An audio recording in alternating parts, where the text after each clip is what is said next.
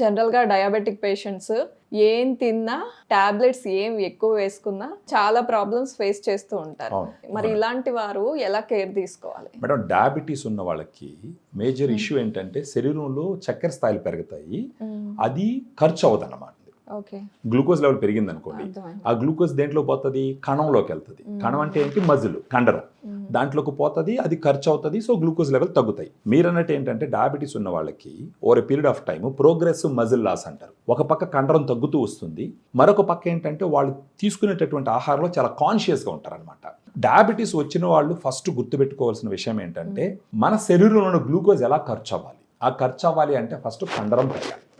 ఆ కండరం పెరగాలి అని అంటే అది డైట్తోనే ఫాలో అవుతుంది, పాసిబిలిటీ. ఆ ఇష్యూ వచ్చినప్పుడు, దీని గురించి ఆలోచించాల్సి వచ్చినప్పుడు ఉపయోగపడే ప్రోడక్ట్ ఏంటంటే డయాగ్రాండ్. ఓకే, ఈ డయాగ్రాండ్ అనేది డయాబెటిక్ న్యూట్రిషన్ పౌడర్. దీన్ని ఏమంటారంటే మెడికల్ న్యూట్రిషన్ థెరపీ అని అంటారు అనమాట. ఈ డయాగ్రాండ్లో 5 రకాల ప్రోటీన్ ఉంటుందండి. Whey protein, casein, soya, brown rice, green P. అంటే 5 రకాల ప్రోటీన్ ఎందుకు ఇవ్వడం జరిగిందంటే ఒక్కొక్క రకమైన ప్రోటీన్ నుంచి ఒక్కొక్క రకమైన అమైనో యాసిడ్ ప్రొఫైల్ ఉంటుంది. సో 5 రకాల ప్రోటీన్ నుంచి ఒక good amount of amino acid profile ఉంటుంది. ఆ good amount of amino acid profile వల్ల మజిల్ పెరుగుతుంది.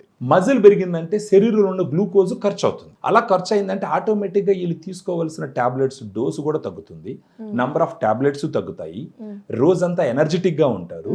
వాళ్ళ అదృష్టం బాగుండి డాక్టర్ చెప్పిన సలహాలు పాటించి డయాగ్రాండ్ లాంటి పౌడర్ తీసుకుంటూ పోతే వాళ్ళు నార్మల్ అయ్యే అవకాశాలు కూడా చాలా ఎక్కువ ఉంటాయి.